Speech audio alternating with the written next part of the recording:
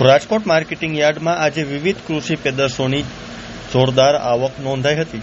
ઘઉં, કપાસ, એરંડા, લસણ, મેથી અને લીંબુ સહિતના પાકોમાં સારો વેપાર થયો હતો.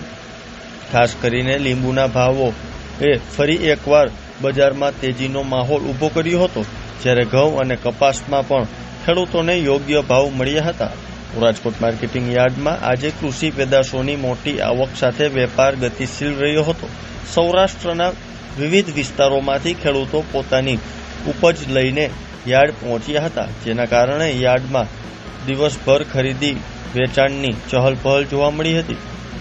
આજે માર્કેટિંગ યાર્ડમાં ઘઉંની સૌથી વધુ 6,800 ક્વિન્ટલ આવક નોંધાઈ હતી. ઘઉંના ભાવ ખેડૂતોને 440 થી 580 રૂપિયા પ્રતિ મણ બોલાયો હતો. ઉનાળાની સિઝનમાં ઘઉંની સારી આવકને કારણે વેપારીઓએ ગુણવત્તા મુજબ ખરીદી કરી હતી. ખેડૂતો માટે ઘઉંનો વેપાર સંતોષકારક માનવામાં આવ્યો હતો. કપાસની આવક આજે 900 ક્વિન્ટલ થઈ રહી હતી. કપાસના ભાવ 1,561 થી 1,800 રૂપિયા પ્રતિ મણ સુધી બોલાયો હતો. કપાસના સારા ભાવને કારણે ખેડૂતોમાં ખુશીનો માહોલ જોવા મળ્યો હતો. વેપારીઓએ જણાવ્યા હતું કે ગુણવત્તાભર કપાસને સારો પ્રતિસાદ મળી રહ્યો છે. એરંડાની આવક 1,400 ક્વિન્ટલ નોંધાઈ હતી. એરંડાના ભાવ 1,054 થી 1,270 રૂપિયા પ્રતિ મણ રહ્યો હતો. ઔદ્યોગિક ઉપયોગને કારણે એરંડાની માંગ યથાવત રહેતા બજારમાં સારો વેપાર નોંધાયો હતો.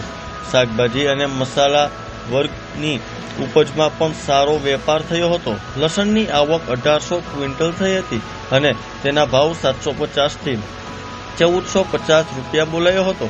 લસણના ભાવમાં ગુણવત્તા પ્રમાણે મોટો ફેરફાર જોવા મળ્યો હતો. સારી ક્વિન્ટલના માલને ઊંચા ભાવ મળ્યા હતા. મેથીની આવક 1,400 ક્વિન્ટલ નોંધાઈ હતી. મેથીના ભાવ 1,195 થી 1,732 રૂપિયા પ્રતિ મણ રહ્યો હતો. વેપારીઓએ જણાવ્યું હતું કે મેથીની માંગ સ્થિર રહેતા સારા ભાવ મળી રહ્યા છે. આજના બજારમાં સૌથી વધુ ચર્ચા લીંબુના ભાવોની રહી હતી. લીંબુની આવક 535 ક્વિન્ટલ થઈ હતી, જ્યારે તેનો ભાવ 1,780 થી 3,665 રૂપિયા પ્રતિ મણ સુધી પહોંચ્યો હતો. ગરમી વધતા લીંબુની માંગમાં વધારો થતા ભાવોમાં તેજી જોવા મળી હતી.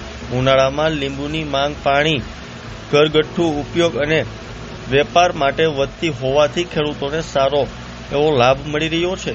રાજકોટ માર્કેટિંગ યાર્ડ સૌરાષ્ટ્રના મહત્વપૂર્ણ કૃષિ વેપાર કેન્દ્રનું એક ગુણવત્તા છે.